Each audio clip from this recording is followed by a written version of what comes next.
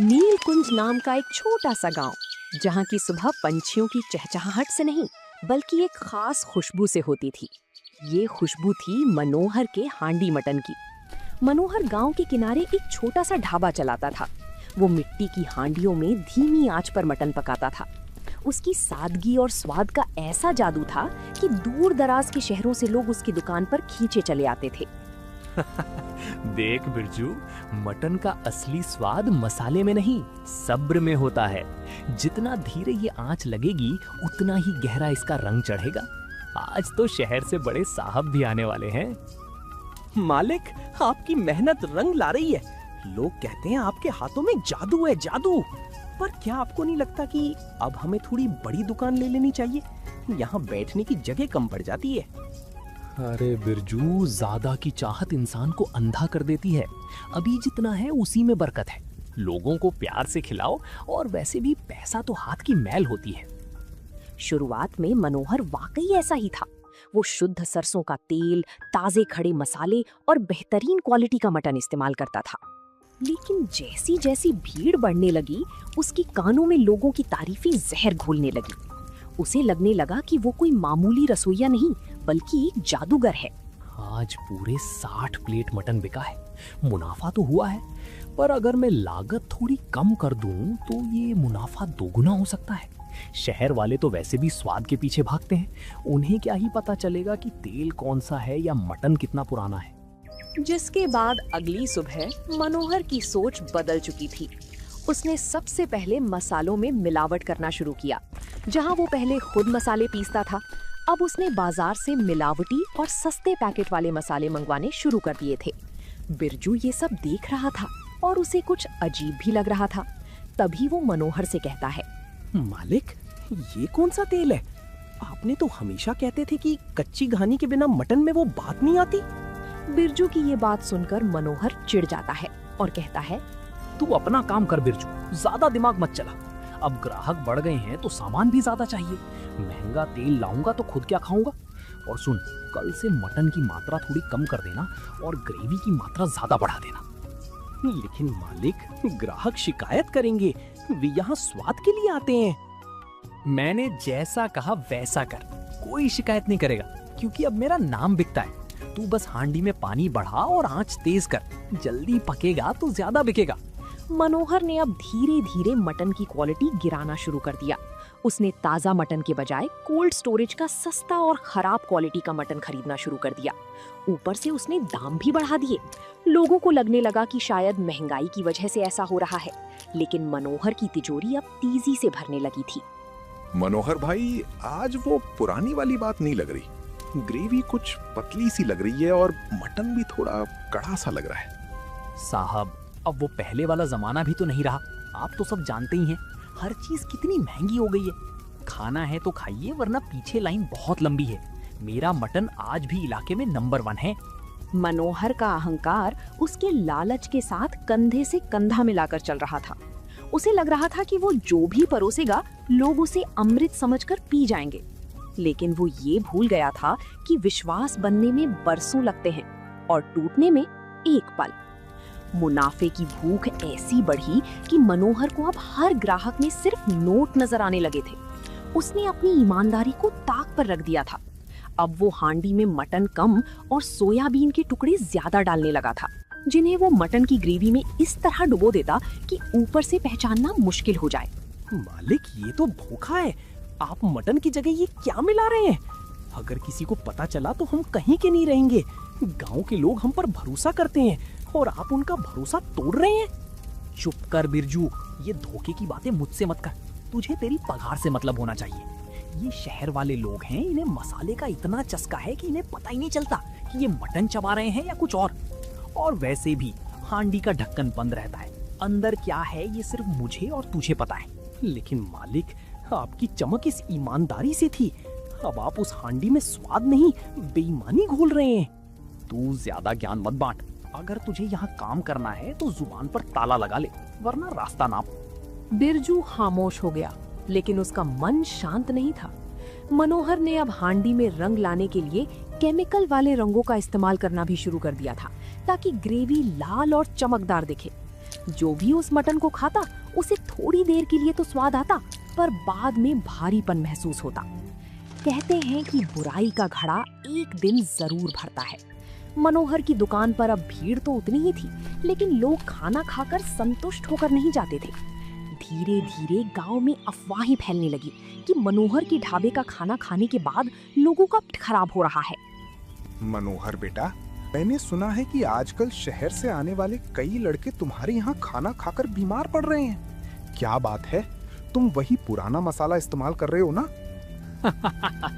अरे काका, आजकल के लोगों का पेट ही कमजोर है। थोड़ा तीखा क्या खा लिया, बस पेट बोलने लगता है।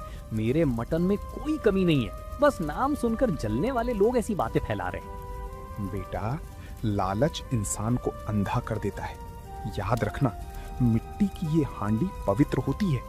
इसमें अगर तुम कपट पकाओगे तो वो ज्यादा दिन नहीं टिकेगा। मनोहर ने बुजुर्ग की बात को एक कान से सुना और दूसरे से निकाल दिया। उसी शाम एक बड़े बिजनेसमैन की गाड़ी ढाबे के सामने रुकी। उसने मनोहर को 500 के कई नोट दिए और अपनी पार्टी के लिए 10 बड़ी हांडी मटन तैयार करने का ऑर्डर दिया। तभी मनोहर ने बिरजू से कहा, देखा बिरजू, काका बोल रहे थे दुकान नहीं चलेगी, यहाँ तो ऑर्डर की बारिश हो रही है। अब देख इन 10 हांडियों में मैं क्या खेल करता हूँ। मटन आधा होगा और ग्रेवी डबल। ये पैसा नहीं, बद्दुआएं हैं मालिक। मनोहर ने रात भर जागकर उन हांडियों को तैयार किया।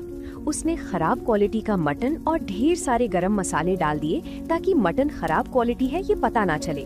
उसे लगा कि वो आज माला माल हो जाएगा, लेकिन उसे अंदाजा भी नहीं था कि ये 10 हांडियां उसकी विनाश का कारण बनने वाली हैं।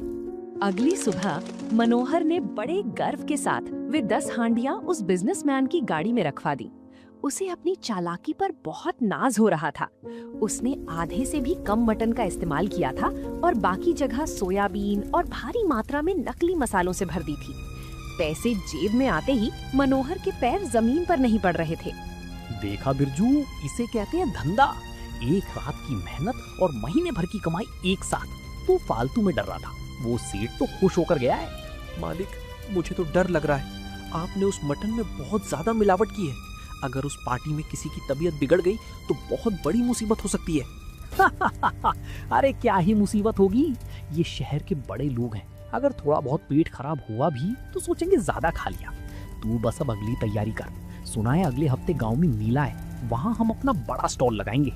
लेकिन मनोहर की ये खुशी ज्यादा देर नहीं टिकी। पार्टी शुरू होने के महज 3 घंटे बाद ही मनोहर के पास फोन आने शुरू हो गए। उस पार्टी में जितने भी मेहमान थे उनमें से आधे लोगों को पेट दर्द की शिकायत होने लगी। देखते ही देखते खबर आग की तरह फैल गई। दोपहर का वक्त था। मनोहर अपनी दुकान पर बैठा ग्राहकों का इंतजार कर रहा था। तभी अचानक 4-5 गाड़ियां धूल उड़ाती हुई उसके ढाबे के सामने आकर रुकी।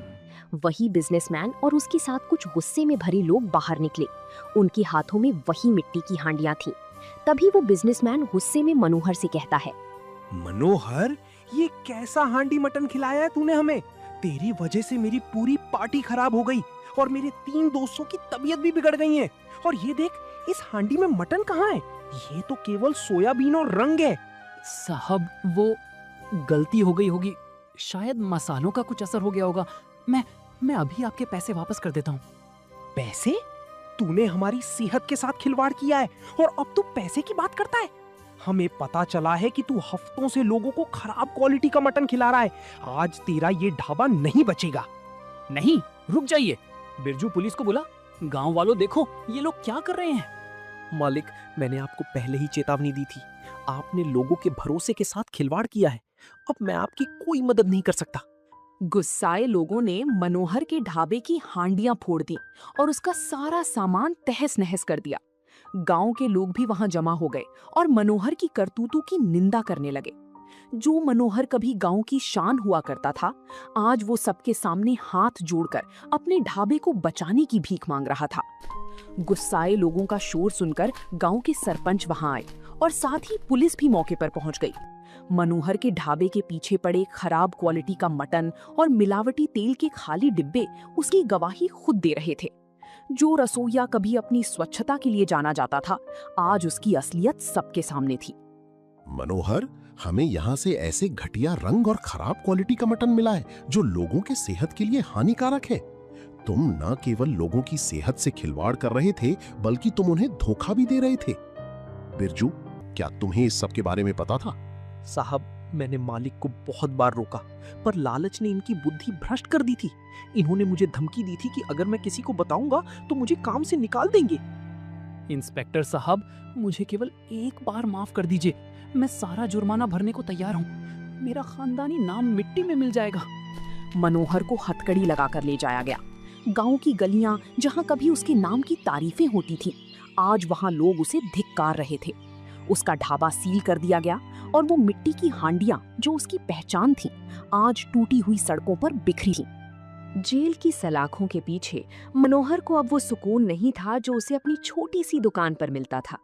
यहाँ उसे वही साधारण खाना मिल रहा था जिसे वो कभी नफरत से देखता था। उसे अपनी गलतियों का एहसास तब हुआ जब उसे पता चला कि उसके मटन की वजह से गांव के कई लोगों की तबीयत बिगड़ने लगी थी। ये मैंने क्या कर दिया? चंद पैसों के लिए मैंने उन लोगों का भरोसा तोड़ दिया जो मुझ पे आंखें बंद करके भरोसा करते थे। बिरजू सही कहता था, पैसा तो हाथ की मैल है, पर साख चली जाए तो फिर कभी लौट कर नहीं आती। आज मेरे पास पैसा तो है, पर उसे खर्च करने की आजादी नहीं, और ना ही कोई अपना कहने वाला। मालिक, आपकी जमानत की अर्जी खारिज हो गई है। गांव में अब कोई भी आपके पक्ष में गवाही देने को तैयार नहीं है। बिरजू भाई, मुझे जमानत नहीं चाहिए। बस ये बता कि क्या वो लोग अब ठीक हैं जिनकी तबीयत मेरी वजह से खराब हुई थी? उन सब की तबीयत अब ठीक है, पर लोग अभी भी बहुत गुस्से में हैं। मालिक, आपने अपनी कला को व्यापार बनाया, वो तो ठीक था, लेकिन आपने उसे व्यापार से छल बना दिया। यही आपकी सबसे बड़ी हार है। मनोहर की आंखों से आंसू बहने लगे। उसने जिस हांडी को अपनी सफलता का आधार माना था, उसी हांडी में उसने अपने चरित्र की आहुति दे दी थी। उसे समझ आ गया था कि लालच की हांडी कभी भी पेट नहीं भरती, बल्कि वो इंसान को ही निगल जाती है। करीब 6 महीने जेल में काटने और अपनी जमा पूंजी का बड़ा हिस्सा जुर्माने और वकीलों में खर्च करने के बाद मनोहर जेल से बाहर आया। लेकिन बाहर की दुनिया अब उसके लिए वैसी नहीं थी। उसका ढाबा खंडर बन चुका था और गांव में कोई उससे बात करना तो दूर, उसकी तरफ देखना भी पसंद नहीं करता था। वो पूरी तरह से अकेला पड़ चुका था। जिस जगह ने मुझे पहचान दी, आज वहीं खड़ा होकर मैं एक अजनबी जैसा महसूस कर रहा हूँ। लालच ने मुझे कहीं का नहीं छोड़ा, ना साख बची, ना सम्मान। मालिक, आप आ गए? मैंने सुना था कि आप आज छूटने वाले हैं। हाँ बिरजू, पर अब वापस आकर क्या करूंगा? ना कोई ग्राहक आएगा, ना ही मेरे हाथों में अब वो जादू बचा है। मैंने अपनी ईमानदारी के साथ अपना हुनर भी खो दिया है। मालिक, हुनर इंसान से कोई नहीं छीन सकता, बस नीयत साफ होनी चाहिए। अगर आप सच में पछता रहे हैं तो एक बार फिर कोशिश कीजिए, लेकिन इस बार पैसे के लिए नहीं, बल्कि उस खोए हुए विश्वास को पाने के लिए। मनोहर को बिरजू बात में उम्मीद की एक किरण दिखाई दी। उसने तय किया कि वो फिर से हांडी मटन बनाएगा, लेकिन अब वो मालिक बनकर नहीं, बल्कि एक सेवक बनकर लोगों को खिलाएगा। मनोहर ने अपना पुराना ढाबा एक बार फिर खोला, लेकिन इस बार उसने प्रतिज्ञा की कि वो अगली 1 साल तक केवल शुद्ध सामग्री का उपयोग करेगा और उससे होने वाली कमाई का एक हिस्सा गांव के अस्पताल में दान करेगा। शुरुआत में लोग नहीं आए, लेकिन मनोहर डटा रहा। भाइयों, मैंने अतीत में बहुत बड़ी भूल की है। मैं आपका विश्वास फिर से जीतना चाहता हूँ। आज का खाना मेरी तरफ से फ्री है। बस एक बार चख कर देखिए कि क्या मुझ में अब भी वो पुरानी सच्चाई बची है। धीरे धीरे गांव के लोगों का दिल पिघलने लगा जब उन्होंने देखा कि मनोहर खुद वही खाना खा रहा है और मसालों की वही पुरानी शुद्ध खुशबू फिर से लौट आई है। तो लोग वापस आने लगे। इस बार मनोहर के पास कोई आलीशान काउंटर नहीं था, ना ही वो नोट गिनने की जल्दी में था। मनोहर भाई, सच कहूं तो आज फिर से वही पुराना स्वाद आया है। शायद इसलिए क्योंकि आज आपकी हांडी में लालच नहीं, बल्कि ईमानदारी पक रही है। आपने सही कहा भाई साहब, स्वाद मसाले में नहीं, साफ नियत में होता है। अब मुझे अमीर नहीं बनना, बस आप लोगों की दुआएं कमानी है। मनोहर समझ चुका था कि सफलता का कोई छोटा रास्ता नहीं होता। लालच की हांडी एक बार तो भर सकती है, पर वो हमेशा के लिए भूख नहीं मिटा सकती। आज वो फिर से वही मनोहर बन गया था जिसे पूरा गांव प्यार करता था। एक साधारण इंसान जिसका मटन उसकी पहचान नहीं, बल्कि उसका चरित्र था। तो दोस्तों, आप लोगों को ये कहानी कैसी लगी कमेंट करके जरूर बताएं और ऐसी कहानियों को देखने के लिए वीडियो को लाइक करें और चैनल को सब्सक्राइब करें।